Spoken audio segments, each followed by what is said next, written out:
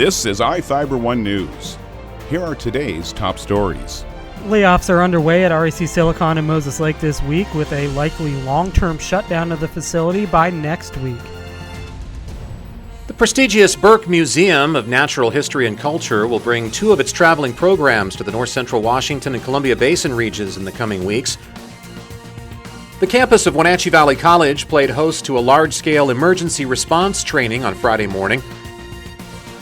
Anglers on the Upper Columbia got some nice news on Thursday. Starting next week, they can take a maximum of 6 Chinook salmon every day, including 2 hatchery adults. From the iFIBER 1 newsroom, this is iFIBER 1 News, and it starts now.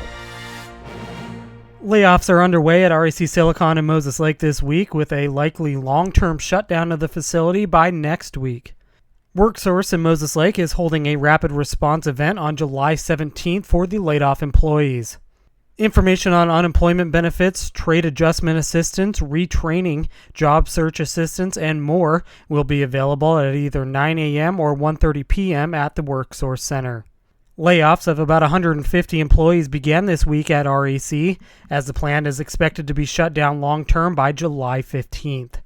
The company had previously announced the facility would be shut down by June 30th if access to the polysilicon markets in China were not restored. The company's board of directors decided to delay the shutdown to mid-July in hopes the U.S. and China could move toward a resolution to the ongoing trade war that has essentially blocked REC Silicon from the Chinese market.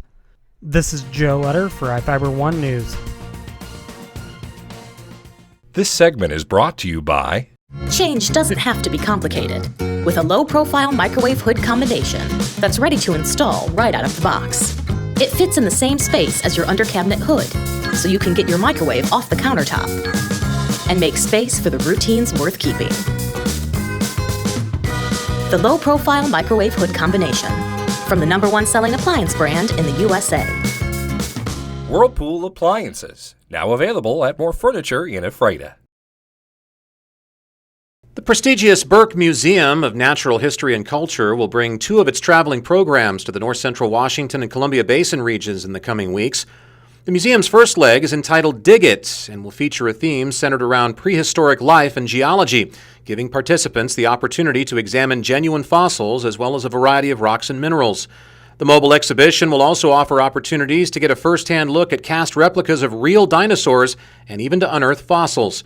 The Burke's visits are coordinated through the North Central Regional Library System, who hosted a similar theme from the museum last summer. So last year we primarily directed it at children, but we found that we had all the way through seniors coming, and it was so fun for everybody. So this year we're really directing it for everybody. So our mission is just to connect the people of North Central Washington to vital resources and opportunities. So like really cool events like this Burke Museum are great ways to make lifelong learning fun.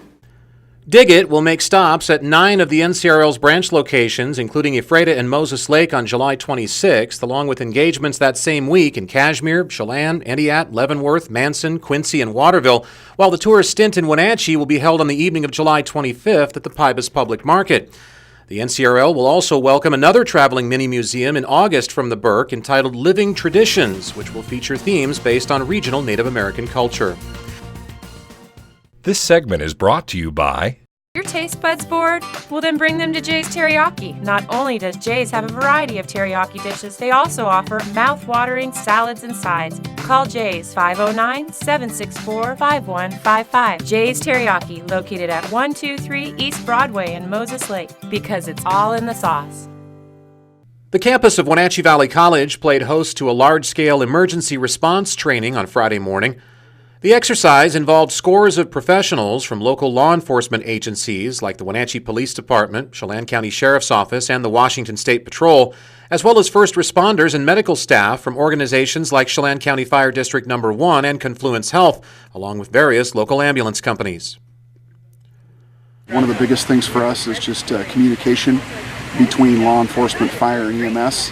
Typically when we look at these sorts of events, that goes poorly. Today it went really well, and we were able to practice scenarios that we hope never happens, but need to be prepared for. It definitely gives us an opportunity to become more familiar with the protocols and the responses from somebody like Wenatchee Valley College or Confluence Health, but it also gives us the ability to work directly in unison with other emergency services.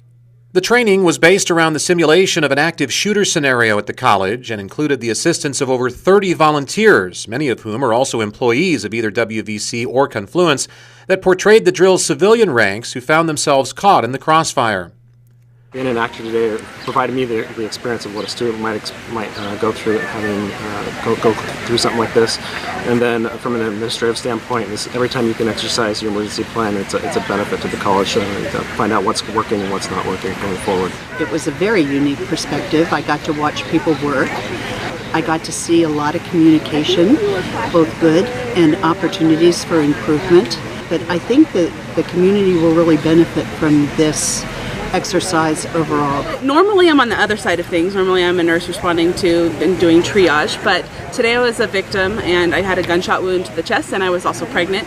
I was able to take a ride in a helicopter, theoretically to another hospital. It was really neat to be able to overlap the two, going from my nursing experience and to now looking back, like how can we best support these people that are going through this crisis.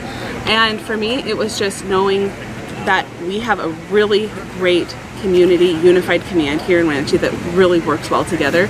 Response exercises like the one held Friday at WVC have become a regular part of the training regiments for many law enforcement and emergency service outfits within the region, including an active shooter simulation held by the Wenatchee Police Department at Wenatchee High School last month.